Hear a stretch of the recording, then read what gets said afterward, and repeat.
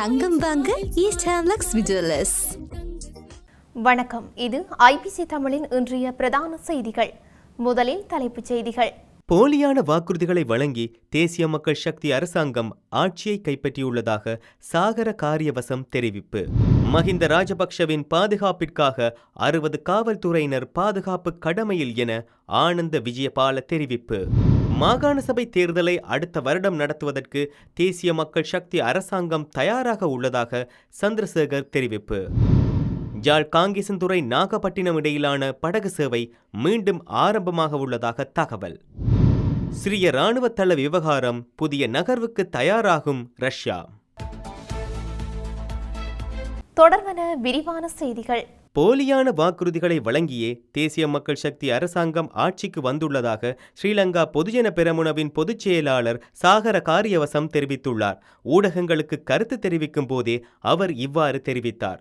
இது தொடர்பில் அவர் மேலும் தெரிவிக்கையில், போலியான கல்வி தகமையை சமர்ப்பித்து சபாநாயகராக பதவி வகித்ததன் பின்னர் உண்மை வெளிவந்ததை தொடர்ந்து ஏற்பட்ட கடும் சர்ச்சையால் சபாநாயகர் பதவி விலகினார். நாடாளுமன்றத்தின் கௌரவத்திற்கு பாதிப்பை ஏற்படுத்திய நாடாளுமன்ற உறுப்பினர் அசோக ரன்வெல்லவுக்கு எதிராக எடுக்கும் நடவடிக்கை என்னவென்பதை அரசாங்கம் அறிவிக்க வேண்டும். மக்கள் விடுதலை முன்னணியின் உண்மை முகத்தை நாட்டு மக்களே விளங்கிக் கொள்வார்கள்.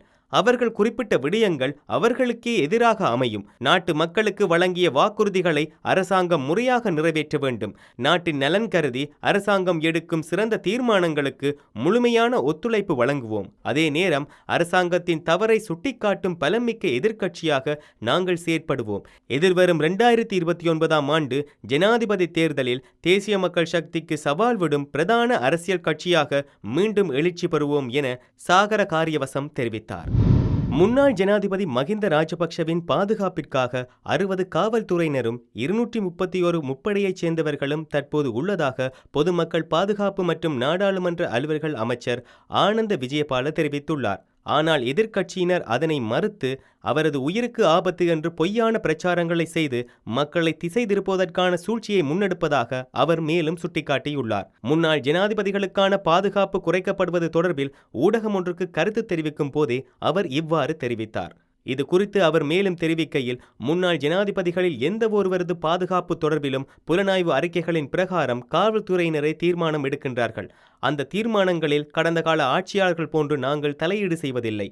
அந்த வகையில் காவல்துறையினர் மஹிந்த ராஜபக்ஷவின் பாதுகாப்பிற்காக நியமிக்கப்பட்டிருந்த 176 காவல்துறையினரில் 116 பேரை குறைத்து 60 பேரை வழங்கியுள்ளனர். ஆனால் முன்னாள் ஜனாதிபதிக்கு இராணுவத்தைச் சேர்ந்த 64 பேர் உள்ளடங்கலாக 231 முப்படைகளைச் சேர்ந்தவர்கள் பாதுகாப்பிற்காக இன்னமும் உள்ளனர்.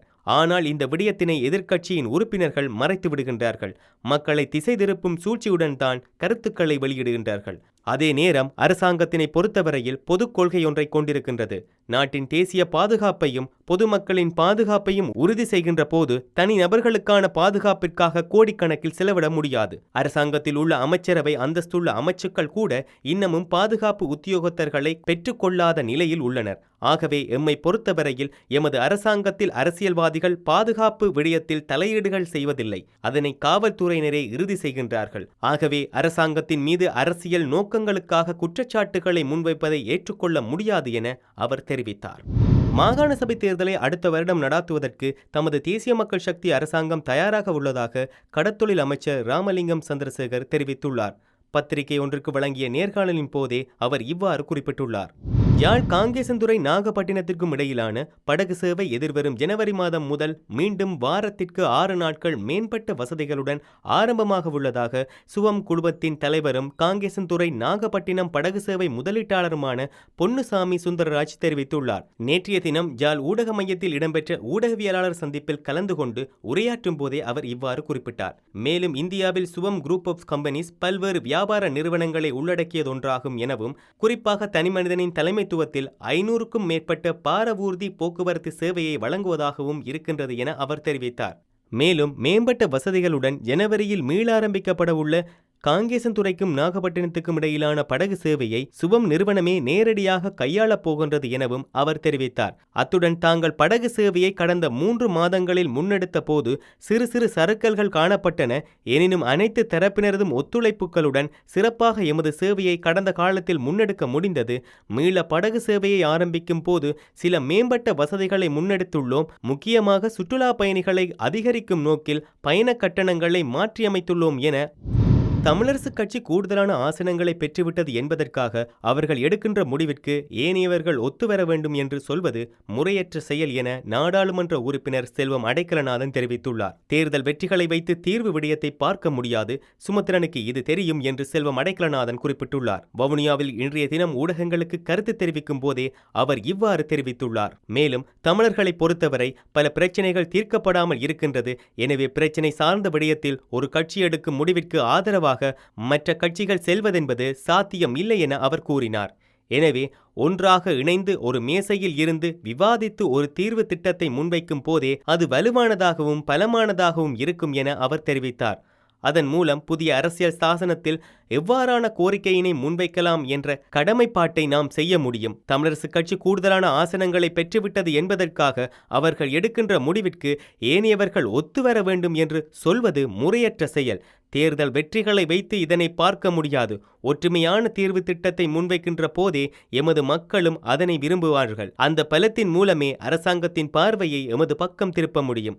தனித்தனியாக செயற்பட்டால் அதை வைத்து அரசியல் செய்யும் நிலையில் புதிய அரசு ஈடுபடும். பிரிந்து சென்றதால் நாம் பல பாடங்களை கற்றிருக்கின்றோம். எனவே நாங்கள் செய்வோம், நீங்கள் ஏற்றுக்கொள்ள வேண்டும் என்று சொல்வது சாத்தியமற்ற ஒன்றாகவே நான் பார்க்கின்றேன். சுமந்திரன் அவர்களுக்கு இது நன்றாக தெரியும். அவரும் ஒத்து வருவார் என்று நினைக்கின்றேன். தமிழரசு கட்சியும் ஒத்துவரும் என்று நினைக்கின்றேன். இதேவேளை அரசியல் அமைப்பு உருவாக்கம் தொடர்பில் கடந்த காலங்களில் தமிழரசு கட்சி தீர்க்கமான நிலைப்பாட்டில் இருந்தது. சில வரவுகளும் செய்யப்பட்டுள்ளன.